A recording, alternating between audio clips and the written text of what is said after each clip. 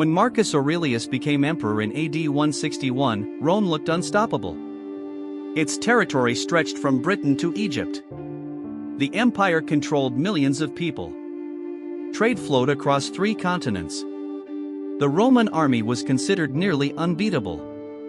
But beneath the surface, problems were already growing. Germanic tribes beyond the Danube were becoming stronger. The eastern frontier faced constant pressure from Parthia. And inside the empire, political tensions never truly disappeared. Marcus inherited an empire that looked powerful. But it was already beginning to crack. Then disaster struck. Roman soldiers returned from the eastern campaigns carrying something far more dangerous than swords. Disease. Historians call it the Antonine Plague. Many believe it was smallpox. Cities emptied. Entire villages disappeared. Some estimates suggest up to 5 million people died. Soldiers died. Farmers died. Merchants died. Even experienced generals disappeared. The empire desperately needed an army. But thousands of soldiers were already dead. Then disaster struck. Roman soldiers returned from the eastern campaigns carrying something far more dangerous than swords. Disease. Historians call it the Antonine Plague. Many believe it was smallpox. Cities emptied. Entire villages disappeared. Some estimates suggest up to 5 million people died. Soldiers died. Farmers died. Merchants died. Even experienced generals disappeared. The empire desperately needed an army. But thousands of soldiers were already dead. The tribes north of the Danube saw weakness.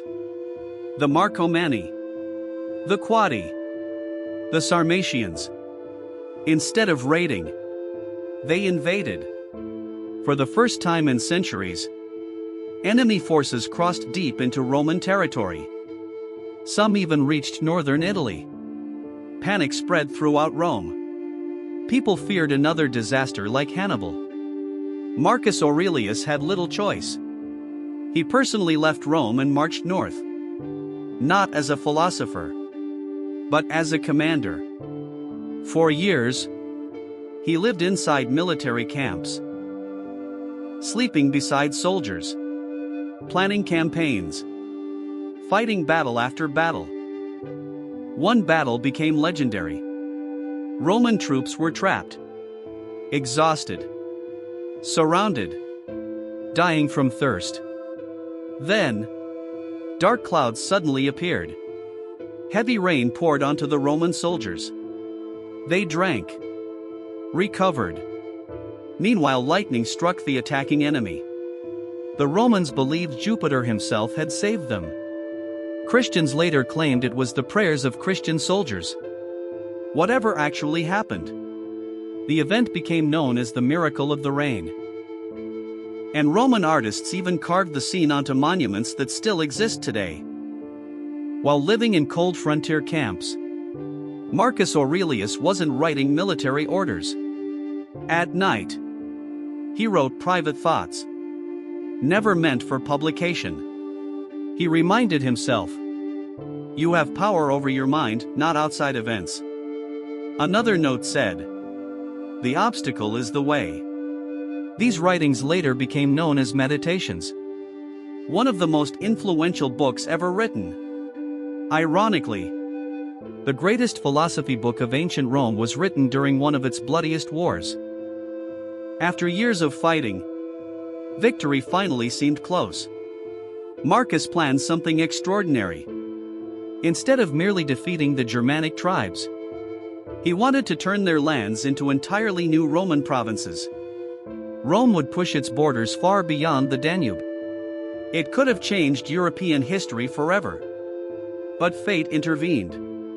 In AD 180, Marcus Aurelius became seriously ill. Most historians believe it was disease. Others suspected poisoning.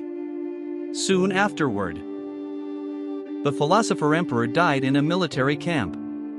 His final campaign ended before his dream could become reality. After Marcus died, his son Commodus became emperor. Instead of finishing the conquest, he made peace and abandoned his father's plans. Many historians believe that moment marked the beginning of Rome's slow decline. Marcus Aurelius became remembered not because he conquered the most land, but because he proved that wisdom and leadership could exist together. Nearly 2,000 years later, his words are still read across the world. His empire disappeared.